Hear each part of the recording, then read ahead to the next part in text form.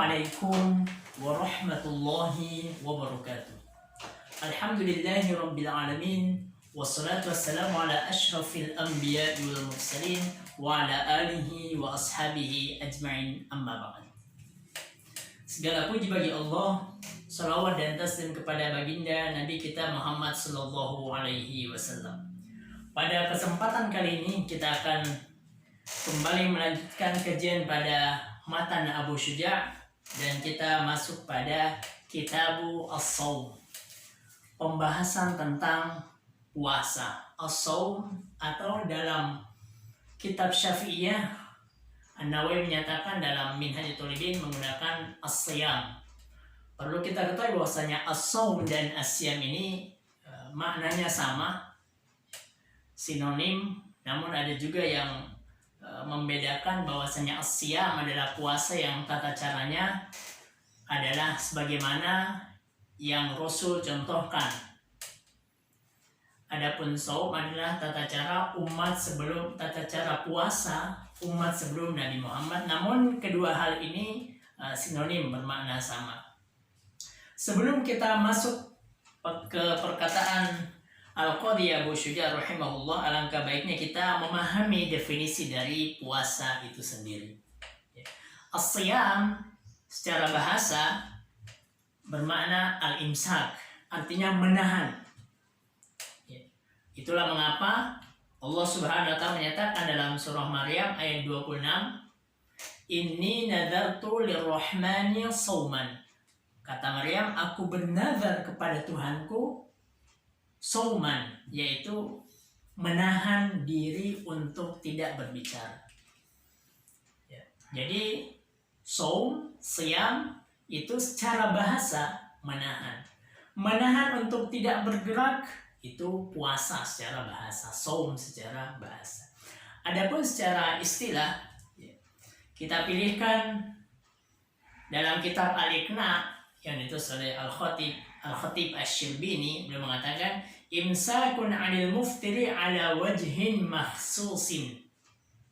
Menahan diri dari hal-hal yang membatalkan puasa dengan tata cara yang khusus.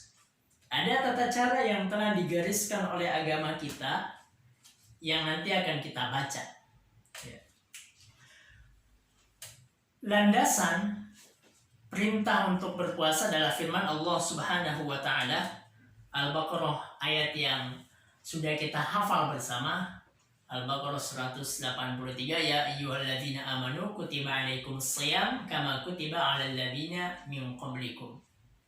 Diwajibkan atas kalian as-siyam. Kemudian Allah menjelaskan bahwasanya sebagaimana as-siyam ini, puasa juga telah diwajibkan kepada umat sebelummu. Kemudian Allah jelaskan hikmahnya untuk menggapai ketakwaan, la'allakum tattaqun, menggapai ketakwaan kepada Allah Subhanahu wa ta'ala. Lebih khusus lagi, lebih detail, lebih terperinci lagi Allah menyatakan dalam Al-Baqarah 185. Di situ Allah katakan, "Faman syahida minkumus syahra falyasum." Siapa yang hadir di bulan Ramadan, masuk bulan Ramadan, maka hendaklah dia untuk berpuasa. Syariat puasa ini disyariatkan kepada Nabi Sallallahu Alaihi Wasallam pada tahun kedua bulan Sya'ban. Artinya bahwa ketika para ulama mengatakan bahwasanya disyariatkan pada tahun kedua, maka dapat kita hitung Nabi berpuasa selama 9 kali Ramadan. Tahun kedua, ketiga, sampai Ramadan yang tahun ke-10. Kemudian para ulama mengatakan kulluha nawaqis. Maknanya Nabi berpuasa itu nawaqis, harinya sebanyak 29 hari saja, illa wahid, kecuali satu. Jadi dari 9 kali ini Nabi berpuasa selama 29 hari, selama 8 kali, kecuali satu kali Nabi berpuasa selama 30 hari. Disyariatkan seperti itu. Kemudian kewajiban berpuasa ini minal ma'lum bid-darurah, adalah sesuatu yang sudah diketahui secara umum. Bahkan non-muslim juga tahu bahwasanya umat Islam itu wajib berpuasa di bulan Ramadan.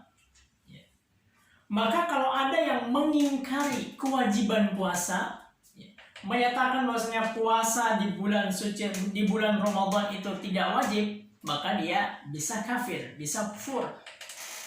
Kenapa? Karena ini adalah diantara rukun Islam. Adapun orang yang mengatakan bahwasanya, jika ada yang menyatakan seperti ini ya, misal ya puasa itu wajib sih bagi saya, bagi umat Islam wajib, namun saya malas untuk berpuasa, saya nggak ingin puasa di bulan Ramadan. Maka apa hukumannya? Hukumannya adalah hubisa wa muni'a minat ta'am. Dia ditahan, dia dipenjara, dan tidak diberikan makan dan minum. Supaya apa? Kelak dia akan berpikir, oh ternyata saya bisa untuk menahan makan, menahan minum, maka ia berpuasa. Ya, maka ia berpuasa. Jamaah sekalian yang dirahmati oleh Allah Subhanahu wa taala. Kemudian penetapan masuknya bulan Ramadan ini, penetapan masuknya bulan Ramadan itu dapat diketahui dengan dua cara. Ya, dengan dua cara. Yang pertama biru'yati al-hilal, dengan melihat hilal. Yang kedua dengan mencukupkan Sya'ban selama 30 hari. Itulah hadis Nabi sallallahu alaihi wasallam menyatakan, sumu li ru'yatihi wa aftiru li ru'yatihi. Berpuasalah kalian karena melihat hilal bulan Ramadan, wa aftiru, ya, dan tidak berpuasa ya, ketika engkau melihat hilal di bulan Syawal, 1 Syawal, Idul Fitr. Sabda Nabi sumu li ru'yatihi, domir di sini ini penting juga kita sampaikan, maksudnya li ru'yatihi, domir ha di situ itu kembali kepada hilal, walaupun sebenarnya sebelumnya tidak disebutkan hilal. Namun mengapa kembali kepada hilal? Karena ini adalah sudah ma'lum, sudah masyhur, sudah jelas diketahui, sudah diketahui banyak orang bahwasanya makna ru'ya di situ adalah ru'yatul hilal.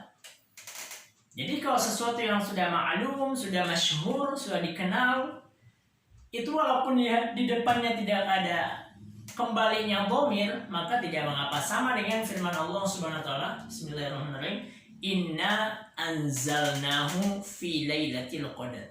Sesungguhnya kami menurunkannya, hu, zalnahu, anzalnahu. Hu kembali kemana? Al-Quran. Namun tidak ada di depan yang dinyatakan tentang Al-Quran. Kenapa? Karena ma'lum wa masyhur, sudah jelas, sudah diketahui bahwasanya nuzul di situ adalah untuk Al-Quran. Ya. Maka ru'yatul hilal atau fa in gumma 'alaikum fa akmilu 'iddat Sya'ban 30. Kalau tak nampak hilal, tidak dapat dilihat, tidak muncul hilal, maka cukupkanlah bulan Sya'ban sebanyak 30 hari. Artinya besoknya pasti masuk bulan, insya Allah masuk bulan Ramadan. Dengan dua cara itu. Kemudian asyhadah, persaksian.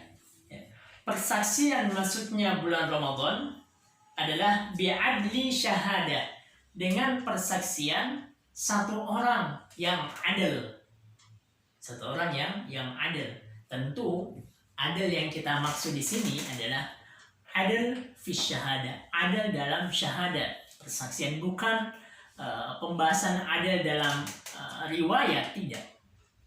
Karena adil dalam syahadah ada perbedaan dengan adil dalam riwayat. Adil dalam syahadah itu dia harus muslim, dia orang Islam, balik, berakal, dia laki-laki, dia bukan budak, orang merdeka, ya. Dia sendiri adil. Ya, adil itu dia tidak mengerjakan dosa-dosa besar ataupun tidak terus-menerus mengerjakan dosa kecil, atau nampak perbuatan baiknya itu, perbuatan baiknya lebih banyak daripada perbuatan buruknya. Kemudian para ulama juga menyatakan dia sami'an, dia harus mendengar, dia mampu untuk berbicara, natik, ya.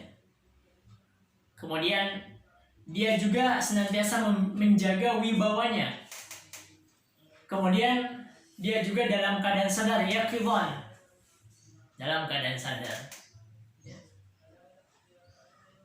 Kemudian mereka orang yang menyaksikan hilal ini terjadi ba'da ghurub syams, setelah tenggelamnya matahari. Maka tanggal 29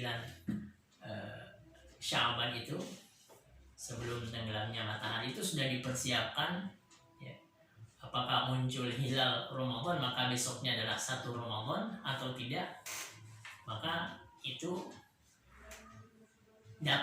maka satu orang adil, ya, dijadikan patokan, sebagaimana hadis Ibnu Umar, beliau menyatakan akhbartun nabiyya sallallahu alaihi wasallam anni ra'aitul hilala fasama wa amara an-nasa bisiyamihi, riwayat Abu Daud. Ibnu Umar mengatakan, saya memberitahu kepada Nabi sallallahu alaihi wasallam bahwasanya saya melihat hilal, maka Nabi berpuasa atas persaksian saya dan memerintahkan orang lain juga untuk berpuasa. Maka orang yang melihat hilal, dia harus mengatakan dengan lafaz persaksian, ya, asyhadu anni ra'aitul hilal, atau semisal hal yang lain.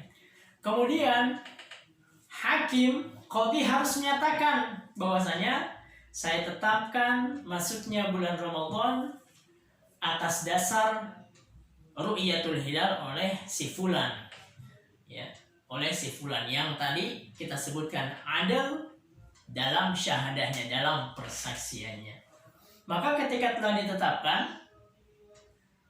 maka semua ikut ketetapan itu. Nah, ada juga pembahasan di sini jamaah sekalian yang dirahmati oleh Allah SWT. Apakah ittihadul mathali atau tidak? Apakah daerah yang jauh itu bisa mengikuti ru'yatul hilal di daerah yang telah nampak hilal di sana? Misal di Jakarta kelihatan hilal, apakah di Bogor ikut? Ya jelas, ya, Bogor, Depok ini masih dekat dengan Jakarta, ya, masih dekat dengan. Kenapa? Karena masih ittihadul mathali, sama tempat terbitnya hilal.